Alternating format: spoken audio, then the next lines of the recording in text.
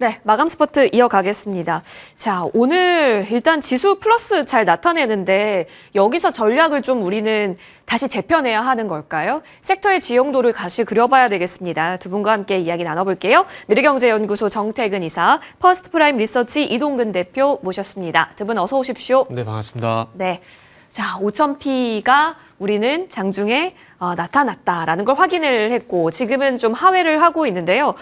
전반적으로 난다긴다 하는 종목군들의 움직임이 지금도 여러분 많이 조회를 하고 계시는 것으로 보여요. 삼천당 제약이 20% 넘게 급등 중, 삼성 SDI도 20% 가까운 급등 중, 현대차는 지금 3% 전후에서의 움직임이 좀 나타나네요. 삼성전자 다음에 대장을 두고 지금 여러모로 많이 싸움이 또 벌어지고 있습니다. 그 가운데 삼성전자는 지금 오늘 만든 이 자리에 있어서 어떤 의미 부여할 수 있을까요? 얘기해보죠. 자, 정태근 이사님께 여쭙겠습니다. 5,000P 시대에서 삼성전자의 역할이 없었던 건 아니에요. 오늘도 굉장한 움직임으로 시장에서 결국에는 16만 원을 터치하는구나를 확인을 해줬습니다.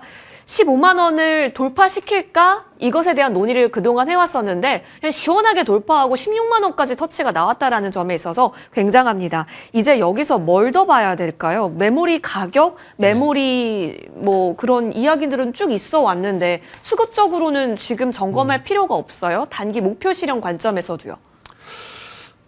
지금의 삼성전자는 뭔가 새로운 게 있겠지라는 것보다는 네. 일단 우리가 기존에 알고 있는 것들을 가지고 계속해서 이끌고 있다고 보시면 될 것 같아요. 그러니까 우리가 알고 있는 그 이슈를 가지고 계속 누군가가 이끌어주고 있다고 보시면 될 것 같고요. 단지 새로운 내용이라 할 수 있는 부분은 삼성전자가 80% 가격 인상을 했더라고요. 그러니까 그게 찐인지 아닌지도 찐으로 받아들이고 있나 보네요, 시장에서. 중국 쪽 언론에서 얘기 나오는 거 보니까 전혀 실체 없는 얘기는 아닌 것 같아요. 아닌 것 같고, 그리고 이제 장내에서 올해 넘어올 때 서버링 디램 가격도 인상했다는 점을 감안해 보게 된다라면은 일단 80%는 모르겠지만 어쨌든 가격 인상을 하는 건 기정사실이라고 좀 봐야 될 것 같아요. 그리고 이제 소위 말하는 단독 기사라든지 그리고 찌라시 이런 부분들보다는 국내라든지 그리고 중국 언론을 통해서도 이렇게 얘기가 나오고 있는 상황들이니까 일단 신빙성은 있다라고 봐야 되지 않을까라고 말씀드리고 싶습니다. 그리고 오늘 삼성전자 이렇게 상승이 나온 건 어저께 마이크론이 7% 넘게 상승이 나왔기 때문에 일단 그 영향도 일단 있다라고 좀 보는 게 맞는 것 같습니다. 그리고 여기서 추가적으로 갈 만한 어떤 모멘이 새롭게 나왔느냐라는 부분들은 방금 말씀드린 내용 외에는 없다라고 보시면 될 것 같고요. 서두에 말씀을 드린 대로 우리가 알고 있는 내용들, 그러니까 작년부터 나왔던 내용들이 있잖아요. 삼성전자 영업이익이 4분기에 20조가 넘을 것이다. 그러면서 올해 영업이익이 133조가 넘는 영업이익이 나올 거다. 이런 것들인데, 그러면서 드림했던 쇼티지, 당분간 증설 이슈가 없기 때문에 계속해서 부족할 수밖에 없다. 이런 것들이 계속 반영이 되고 있다고 보시면 될 것 같습니다. 그러다 보니까 이제부터 중요한 건 지금 말씀드린 내용에 외에 어떤 스펙타클한 이슈가 또 나오지 않게 된다라면은 우리가 알고 있는 이 내용을 가지고 얼마만큼 이제 더 끌어갈 것인가. 그러니까 즉 이 내용이 지금까지 오는 삼성전자에 얼마만큼 반영이 됐을까라는 그런 고민을 일단 할 수밖에 없는 그런 상황이다라고 좀 봐야 될 것 같아요. 그 디램 수출 같은 경우는 여전히 현재 괜찮은 그런 상황들이거든요. 지금 이제 1월달 20일까지 그 수출을 보게 되면은 4조 5,245억이더라고요. 근데 이거를 한 달로 이제 추정을 해보게 되면은 6조 7천억 정도 얘기가 나오거든요. 그러면 이걸 가지고 또 1분기 추정해보게 되면 20조 정도, 20조 3,600억 정도 일단 추정을 할 수 있는 그런 상황들입니다. 작년 4분기 때 15조 3천억이었던 점을 감안해보게 된다면은 또 이제 10조, 지난 3분기 10조, 그러니까 10조, 15조, 20조, 그러니까 5조씩 계속 늘어나고 있는 그런 상황들이고, 그럼 이런 것들 감안해 보게 되면은 이제 올해 1분기 삼성전자 영업이익은 최소 24조 이상 될 가능성이 상당히 높다 볼 수가 있겠죠. 그래서 이런 것들을 가지고 이제 삼성전자를 바라봐야 되는데, 중요한 건 이런 내용들도 이미 작년부터 계산이 되어 왔었던 부분들이기 때문에 이 내용을 얼마만큼 반영시킬지가 일단 관건이라고 말씀드려야 될 것 같아요. 그리고 저 개인적으로는 이제 15만 원이 넘어선 가격에서는 이제 이거는 미지의 세계라고 저는 말씀을 드려야 될 것 같습니다. 그리고 개인적으로 생각보다 5,000포인트가 너무 빨리 왔다라는 생각이 들어서 그런 것들도 사실 좋아해야 되는데 이게 더 불안하다라는 거죠. 이번 1월달 같은 지수 상승이 그 전까지 없었던 것도 아니거든요. 작년 10월달에도 지수가 20% 올랐습니다. 20% 올랐는데 그럼에도 불구하고 또 너무 가파르다는 점을 좀 봤을 때 이제 물론 삼성전자 매수 관점에서 말씀드리고 싶지만 중요한 건 지금부터 이제 매수 관점은 이전보다는 다소 부정적인 매수를 좀 말씀을 드릴 수밖에 없을 것 같아요. 그리고 가장 중요한 건 2019년도에 삼성전자가 20% 올랐었거든요. 2019년 1월 달에 신현효과에서 삼성전자가 20% 올랐었고 지수가 11% 올랐었거든요. 그래서 지금도 마찬가지로 많은 좋은 이슈들이 있지만은 삼성전자 지수가 오르는 부분들이 저는 개인적으로 신현효과가 좀 분명히 있다라고 봅니다. 과거 이제 5년 동안 보게 되면은 11월 달, 12월 달 흐름이 안 좋으면은 그 다음에 1월 달 지수 흐름이 괜찮았었거든요. 그래서 그런 부분들도 반영해 보게 되면은 작년 11월 달, 12월 달 삼성전자 하이상 쉬면서 지수도 쉬었잖아요. 그래서 1월 달 들어와서 지수 상승이 나왔다는 것은 지금 최근 5년 동안 어떤 데이터가 맞아 떨어지고 있다는 부분들이거든요. 그렇기 때문에 이번 달까지는 어쨌든 삼성전자 지수의 상승을 노려볼 만하다고 생각을 하고 있습니다. 1월 달 신년 효과 때문에 이제 2월 달로 넘어가게 된다라면은 그때 가서는 주춤해질 가능성에 대한 부분도 염두에 둬야 되지 않을까 생각이 들거든요. 그러다 보니까 일단 1월 달이라는 기간이 조금 이제 많이 남지 않았다는 그런 부분들 때문에 매수 의견을 드리지만 그럼에도 불구하고 중립에 가까운 매수 의견을 일단은 좀 수정을 이제는 해야 될 것 같습니다. 한 단계 톤은 다운됐다 의견으로 받아봅니다. 5,000P가 좀 급하게 만들어진 것도 있어 보인다. 잠시 좀 에너지 숨고르기 이후에 삼성전자가 다시 힘을 내고 있을지 볼게요. 근데 업황으로 본다면 여전히 호황은 맞는지라 여전히 긍정이기는 하다라는 점에서는 변화는 없습니다.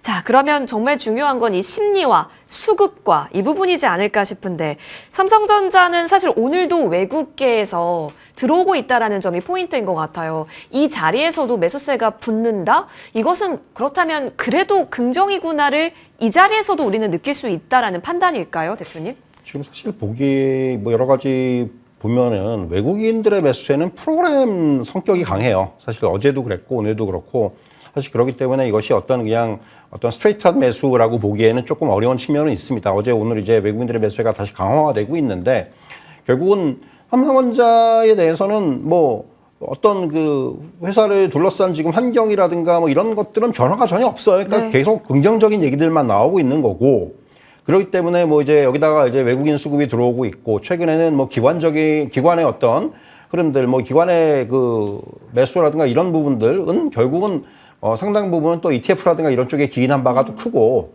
그렇기 때문에 이제 그런 것들을 감안했을 때는 전혀 뭐 삼성전자에 대해서 지금 나쁘게 볼 필요는 없는데 저도 이제 비슷한 생각이죠. 이사님하고 비슷한 생각인 게 결국은 그러니까 이전보다는 확실히 자 이제 여기서 이제 기대 수익률의 측면에서 좀 낮출 필요가 있다라는 거예요. 그러니까 저는 상승이 아직까지 끝나지는 않았다고 생각을 하는데 일단 두 가지 조건이 있는 거죠. 하나는 지수를 봐야 된다는 얘기고요. 말씀하신 대로 저도 5,000을 너무 빨리 갔어요. 그러니까 그렇기 때문에 여기서는 좀 속도 조절이라든가 쉬어갈 수 있는 그러니까 뭔가 하나 뭐 목표를 달성했다고 하면은 시장이 약간 좀 슬로우해지고 힘이 빠질 수가 있다라는 거예요. 그러면서 오늘도 자연스럽게 지금 아침보다는 확실히 오후에 둔화된 모습이 나타나는 코스피 지수에 봤을 때 그게 코스닥으로 옮겨가고 있단 말이에요. 그래서 여기서 이제 물론 코스닥이 또 이게 코스닥은 최근에 보면은 이게 연속성이라는 측면을 아직까지 확실히 우리가 확인할 수가 없기 때문에 아직까지는 조금은 유보적이지만은 어쨌든 간에 이 부분을 봐야 될 것 같고 삼성전자만 놓고 봤을 때 기술적인 부분에서 보면 지금 사실 신규 매수를 하기엔 쉽지 않은 자리에 있는 건 맞아요. 그래서 저는 항상 지금 정도의 자리는 기술적으로는 보유자의 영역이라는 말씀 드리는데 결국 뭐 이게 만약에 또 조정이 나온다면 거기서 저점 매수가 들어올 수는 있겠지만은 지금은 일단 저도 보유자의 영역이 아닌가라는 생각이 들어요. 그래서 뭐 계속해서 이런 그 환경이라든가 또 어떤 이익의 증익이라든가 이런 부분에 대해서는 전혀 이견이 없지만은 어쨌든 간에 저도 지금의 자리는 특히나 기술적으로 봤을 때는 일단은 관망 의견을 드리는 게 맞지 않나라는 생각이 듭니다. 기술적으로는 관망. 신규 매수에 있어서도 지금은 좀 부담스러운 자리일 수 있고 보유자가 계속해서 즐겨가는 구간으로서는 그래도 볼 수 있다. 자, 흐름을 계속 보시죠. 그렇다면 지금 삼성전자에 들어가는 거 말고 차라리 다른 반도체 묻은 종목을 보는 게 더 괜찮은 전략 아닐까? 고민되실 거예요. 그래서 그 다음 종목으로 저희가 두산을 준비했습니다. 두산전자 비지 쪽이 있기 때문에 앞으로 이제 엔비디아 향 실적과 함께 영업이익 2조 지금 바라보고 있다라고 하네요. 그 이슈들이 좀 나오고 있습니다. 그러다 보니 CCL 나쁘지 않잖아. 여러 가지 이야기 다시 스토리가 살리면 괜찮을 자리거든요. 지금이 또. 네네. 그러면 수급이 다른 반도체, 투탑 말고 다른 반도체로 본다라고 했을 때 우선순위를 지어보자고요. 두산도 괜찮은 리스트 중에 하나가 될 수 있을지요? 두산은 결국 이제 결론부터 말씀드리면 엔비디아 주가 흐름을 안 볼 수 없다라고 좀 말씀을 드려야 될 것 같아요. 무슨 얘기냐면은, 자, 두산이 황제주에 갔다가 이제 잠시 이제 황제주에 이탈하는 그런 상황이거든요. 예. 근데 황제주에 도달했던 기간이 언제냐면은, 이제 날짜를 보면 처음 도달한 게 11월 3일입니다. 11월 3일인데, 그 이후에 이제 최고가 108만 2천 원을 좀 만드는 그런 상황이거든요. 근데 제가 이때를 왜 짚냐면은, 우리가 엔비디아, 제가 서대 엔비디아 말씀드렸잖아요. 엔비디아가, 지난 이제, 12월 29일 이후에 그러니까 지금 잠시만요. 날짜가 지금 10월 29일 죄송합니다. 10월 29일 전후로 해가지고 10월 29일, 12월 29일 제가 잠시 헷갈리는데 10월 29일인가 12월 29일 날 12월 29일입니다. 그때 당시에 엔비디아가 최고가 212달러를 찍고 잠시 찍고 왔다가 그 다음부터 이제 아시겠지만 190달러 전에서 이제 소위 말하는 그 횡보 흐름이 전 진행이 되고 있거든요. 근데 이걸 왜 짚어보냐면은 엔비디아가 10월 29일 날 이제 212달러를 찍었던 그 고점 찍은 그날 전후로 해서 두산도 같이 주가 상승이 제한되고 있다라는 거죠. 그러면 엔비디아가 여기서 어쨌든 어제 3% 상승이 나오기 중요한 게 아니라 3% 상승 기반으로 해가지고 지금의 어떤 190달러 어떤 횡보를 탈피하는 그런 흐름들이 나와주게 된다라면은 아마 그랬을 경우에 두산이 한번 다시 저는 개인적으로 가지 않을까라고 생각을 하고 있거든요. 왜냐하면 오늘 조금 전에 말씀을 해주셨지만 엔비디아 CCL 공급 이슈 때문에 영업 2조 얘기가 나왔잖아요. 근데 이게 이번 올해가 아니라 또 내년이더라고요. 그러니까 이게 조금 시간차가 있잖아요. 지금 네. 그 내용을 보니까 이제 작년부터 엔비디아 블랙의 GPU 기반의 렉스케일 서버 내 컴퓨터 트레이용 CCL 이거를 이제 독점적으로 공급을 하고 있는데 요 효과로 인해 가지고 올해 이제 두산 BJ 영업이익이 6,430억 원을 기록하게 되고 두산 전체로 봤을 때는 1조 9천억 정도 이제 이게 나오는 상황이거든요. 그러니까 2조에 좀 미달이 됐어요. 근데 요게 올해가 아니라 내년 2027년도에 2조 1천억 원을 기록하게 되면서 도달한다는 얘기인데 기사 제목만 보면은 올해 이제 도달하는 것처럼 이게 나와 있거든요. 그래서 그런 부분들 좀 감안해 보게 된다라면은 제가 봤을 때는 이제 2조 영업이익 같은 부분은 뭐 살짝 오늘 기대감의 어떤 단기 예. 효과로 끝이 날 가능성이 상당히 높다고 봐지고 그럼으로 인해서 이제 먼저 선제적으로 봐야 될 부분은 그래서 엔비디아에 대한 주가 흐름이라고 생각을 하고 있습니다. 그래서 여기서 엔비디아 주가 흐름이 서두에 말씀드렸듯이 어쨌든 190달러 탈피하는 흐름이 나오게 되면은 그때는 뭐 제가 안 간다고 해도 아마 주가 상승이 나오지 않을까 생각을 하고 있습니다. 그러다 보니까 조금의 어떤 엔비디아 방향성의 어떤 확인이 필요하다는 관점에서 저는 두산을 일단은 관망 의견 드리고 싶고 그리고 여기서 조금만 더 첨부를 하게 되면은 삼성전자가 좀 흔들리게 된다라면은 개인적으로 일단 뭐 장비 쪽이라든지 그리고 최근에 이제 오늘 FST 같은 것들이 이제 아시겠지만 뭐 펠리클 장비 관련돼 가지고 이슈가 있다가 급등이 나왔잖아요. 그래서 그런 부분들 감안해 보게면은 뭐 솔브랜 같은 경우도 식가게 공급, 독점 공급 이슈가 있기 때문에 뭐 그런 쪽으로 한번 보시는 게 차라리 조금 더 낫지 않을까라고 말씀드리고 싶네요. 차라리 다른 종목군. 네네. 네, 알겠습니다. 두산은 엔비디아의 차트 모양을 같이 비교해서 봐야 한다. 아까 헷갈리셨던 부분은 확인해 보니까 10월 말이네요. 맞죠. 예, 10월 말 고점 만들고 거의 6개월 자리 그 구간에서의 움직임이 나타나고 있는 상황입니다. 그러다 보니까 두산도 11월 중순까지 고점을 형성했다가 이후에 조금 밀렸죠. 이제 다시 돌아서나? 회복의 국면을 차트상 보이고 있어서 차트만 보면 굉장히 우리에게 유혹 중이에요. 이동훈 대표님, 지금 두산을 바라보는 것은 아무래도 두산전자 쪽으로 우리는 의미를 실어서 고점을 만들었었기 때문에 지금도 그 이슈가 기대감으로 작용했었던 것 같기는 하거든요. 지금 자리로 봤을 때는 부담 있나요?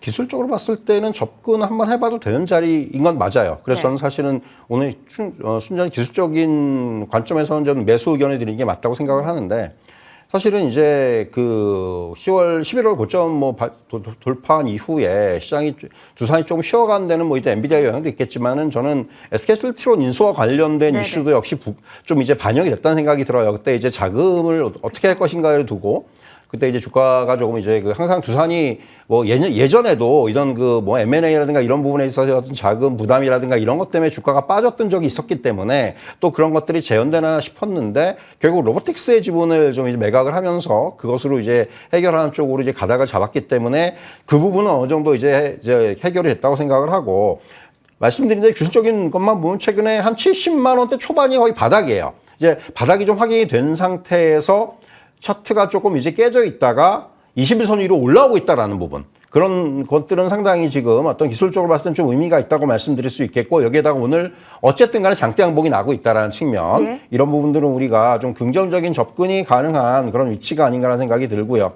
뭐 결국은 저도 엔비디아의 주가와 좀 어느 정도 동조화되는 부분들은 물론 저도 어느 정도 그렇게 좀 생각을 하지만은 어쨌든 간에 두산만 놓고 봤을 때는 기술적인 모양상으로는 지금 이 접근 가능한 물론 이게 지금 좀 짧게 가져갈 필요는 있을 것 같아요. 추가적으로 상승이 나온다면은 결국은 상승이 나오더라도 약 한 10% 정도의 어떤 그런 룸을 보고 들어가야 된다는 생각이 들고요. 다만 말씀하신 대로 기술적인 지금 상황에서는 충분히 접근이 가능한 자리다. 이런 말씀을 드리도록 하겠습니다. 네. 기술적으로 지금은 충분히 노려봐도 괜찮은데 이걸 장기 추세로 잡고 큰 꿈을 꾸면서 뭔가 바라보고 지금 자금을 붓는 것에 있어서는 제한적인 관점 또한 열려 있다라는 겁니다. 이 부분은 좀 챙겨보시고 엔비디아와 함께 가는 차트의 모양까지 두산은 챙겨봐야 할 포인트라는 점 정리합니다. 자, 오늘 여러분은 삼성 SDI 혹은 2차 전지 관련주에 있어서 어느 해석을 갖고 계신지가 궁금합니다. 자, 삼성 SDI 보겠습니다. 결국 로봇이 어디까지 가는 거지? 안 오른 로봇주까지 다 올라가고 난 그 이후에 바통을 2차 전지가 가져가는 건가? 그렇다면 2차 전지 내에서의 대장은 누구이지? 보스턴 다이나믹스랑 친한 삼성 SDI인 건가? 지금 연결고리가 삼성전자, 네. 현대차, 삼성 SDI 쪽으로 넘어가는 건지 궁금하네요. 일단은 이제 그러니까 2차 전지에 로봇이 묻었다라는 예. 말씀 먼저 좀 드리고 그러면서 최근에 이제 로봇이 이제 현대차가 로봇의 어떤 섹터 좀 이끌고 있는 그런 상황들이잖아요. 그러다 보니까 현대차 쪽으로 이제 배터리를 공급하고 있는 삼성 SDI가 그런 측면에서 좀 대장으로 좀 역할을 좀 하는 것 같아요.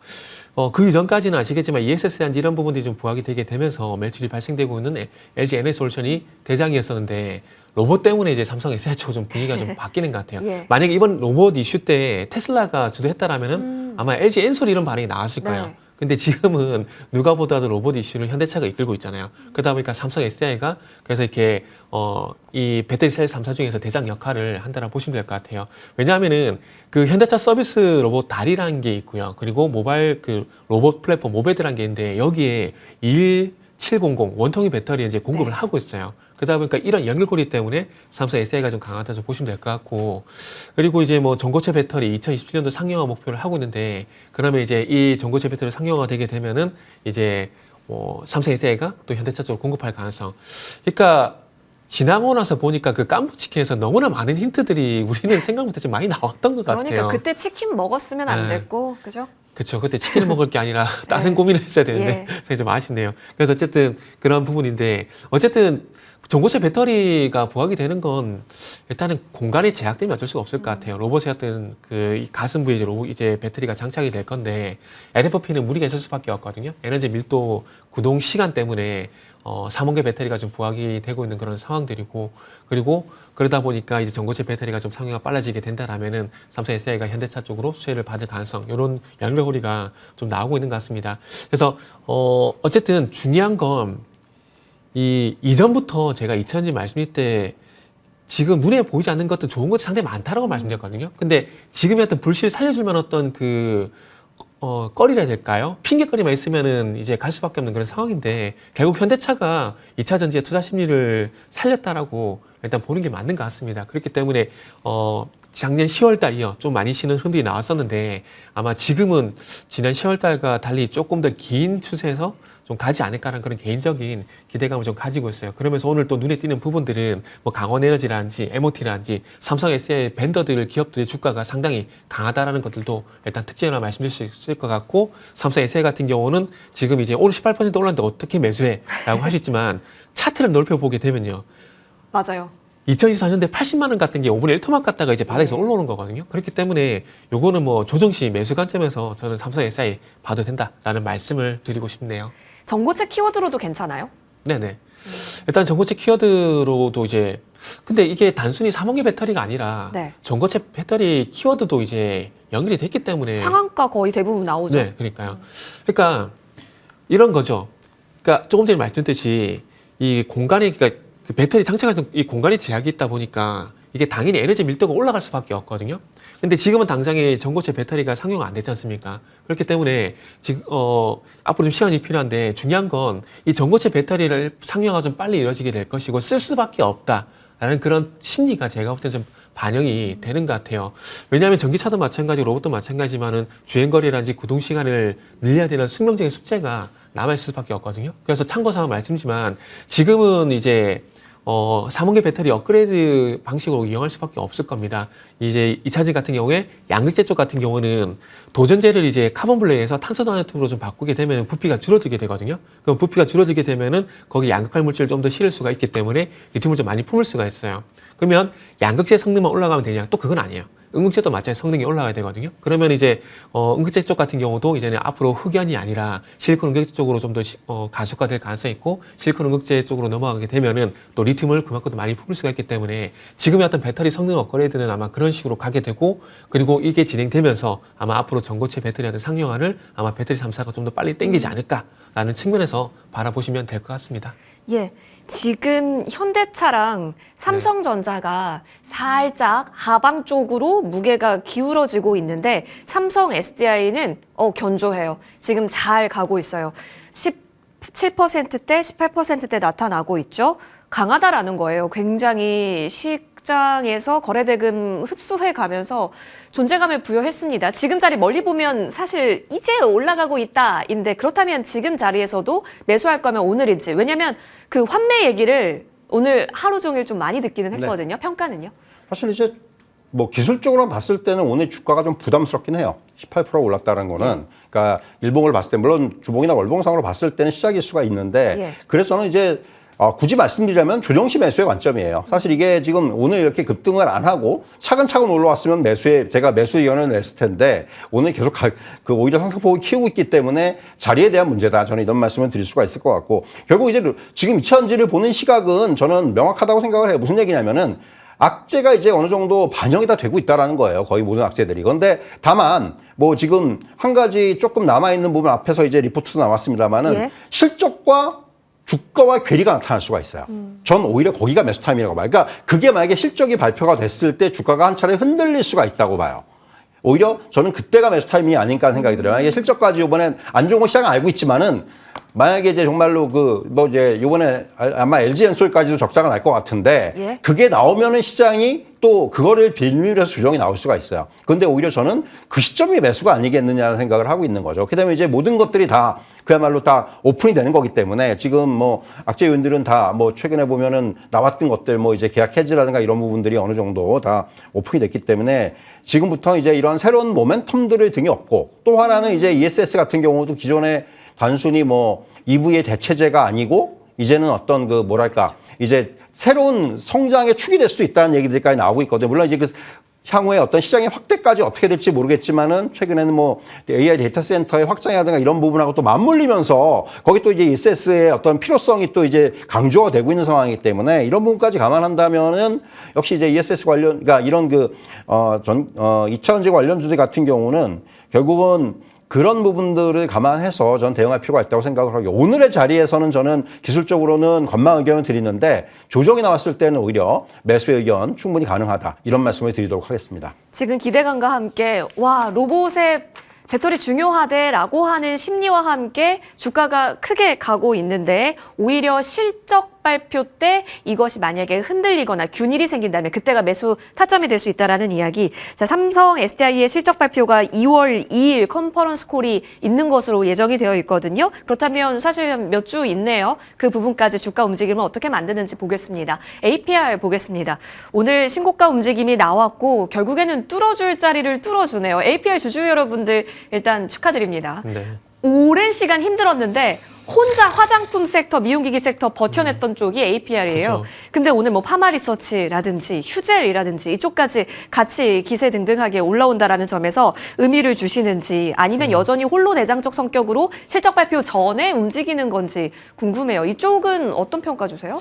네, 일단은 질문하신 거에 어떤 대답을 먼저 해보자면은 일단은 오늘은 일단 단독적인 어떤 흥미로울 때 먼저 해석을 좀 하는 게 좋지 않을까 좀 생각이 듭니다. 그러면서 중요한 건 지금의 어떤 상승세가 나오게 되면서 실적에 대한 기대감이 부각이 되게 되고 실적 어떤 그 효과를 인해 가지고 이 화장품 업종의 투자 심리를 살린지 여부는 좀 추후에 좀 지켜봐야 될 것 같아요. 사실 화장품 업종을 바라보게 되면 아직까지 그렇게 긍정적인 그런 의적인 어떤 그 판단은 좀 안 하고 있거든요. 왜냐하면은 제가 화장품을 지금 부정적으로 말씀드린 이유가 뭐냐면, 자, 2분기 때 나왔었던 화장품의 실적 쇼크의 어떤 영향이 아직까지 좀 발목이 잡히고 있다라는 겁니다. 2분기 때 작년 2분기 실적 발표 때 기억하실지 모르겠지만 달바글로벌, 한국콜마 이런 기업들이 전년 대비 실적은 잘 나왔지만은 단순히 예상치에 미치지 못했던 그 연유 때문에 급락이 나왔었거든요.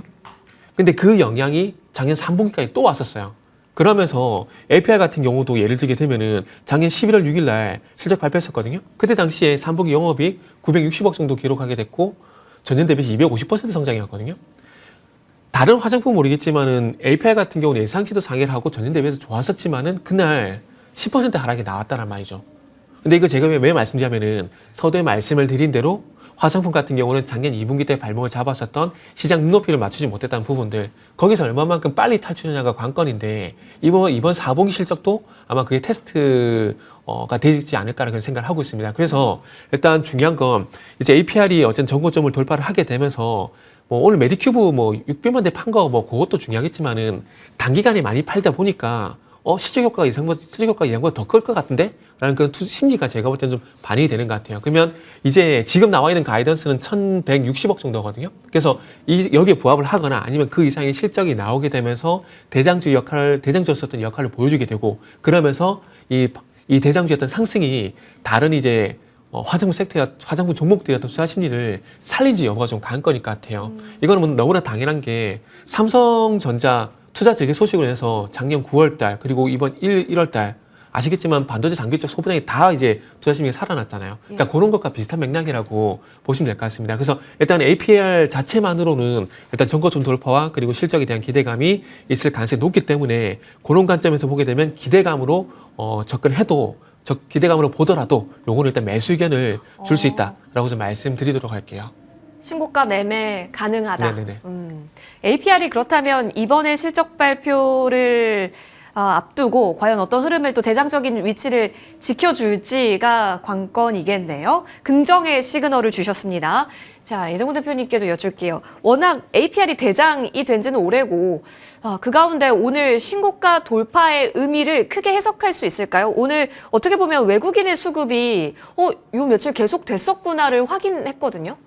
사실 저는 선택의 문제라는 생각이 드는데, 네. 그러니까 화장품 업종이 지금 뭐 두 가지의 측면이죠. APR은 뭐 계속해서 고점 영역에서 사실 움직인 종목이에요. 다른 화장품들이 조정을 강하게 받을 때도 APR의 조정은 그렇게 크게 안 나왔습니다. 네. 엄밀히 얘기하면은 사실 이게 계속해서 오히려 작년에 이제 뭐 다른 종목들이 실적 미스 가지고 주가가 좀 부진했을 때도 APR의 지금 차트를 보시면은 일봉상을 보면은 사실 꾸준하게 우상향이에요. 그러니까 이런 걸 놓고 보면은 뭐 APR이 그러니까 오히려 다른 종목들 뭐 예를 들면 실리콘2라든가 뭐 이런 종목들의 지금 차트와는 완전히 다른 차트를 보이고 있고 그래서 사실은 APR이 이번에 실적이 잘 나오는 건 어떻게 보면은 차트만 놓고 보면 당연한 거예요. 실적이 안 나오면 안 되는 거죠. 이런 차트에서. 그런데 이제 그런 부분들이 결국은 주가에 어떻게 영향을 미치는지 봐야 될 것 같아요. 자, 여기서 이제 선택의 문제라는 말씀 드리는 게 그렇다면 지금 저는 오히려 만약에 APR로 인해서 화장품 업종의 센티멘트가 좋아진다? 그럼 다른 종목을 사는 게 맞지 않나라는 생각이 드는 거예요. 오히려. 바닥에 있는 것들 많으니까. 뭐 예를 들면 달바글로벌 같은 것도 지금 완전히 바닥에서 기고 있고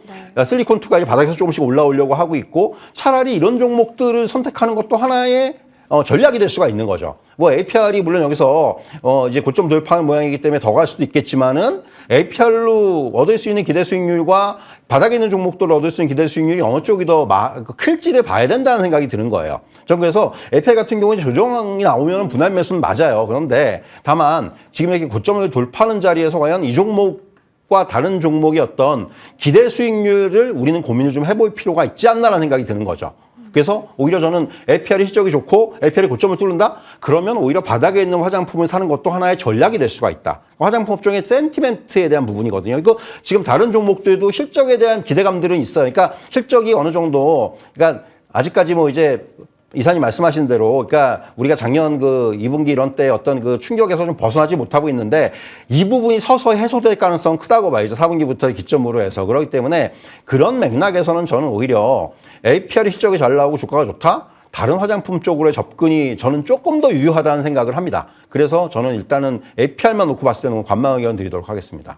실리콘2 파마 리서치와 같이 이미 한번 실망으로 인해서 주가가 지지부진했는데 오늘 좀 튀어오르는 쪽은 그렇다면 오히려 관심 종목으로 압축해 보고 APR 같이 앞으로 실적이 좋아진다라고 하는 부분들을 같이 커플링 시켜가면서 대응 전략 챙겨볼 수 있겠다라는 관점이시네요. 그렇다면 좋겠습니다. 화장품 미용기기도 저희가 응원을 해보면서요. 두 분과는 여기까지 얘기 나누겠습니다. 함께해 주셔서 고맙습니다. 네, 감사합니다.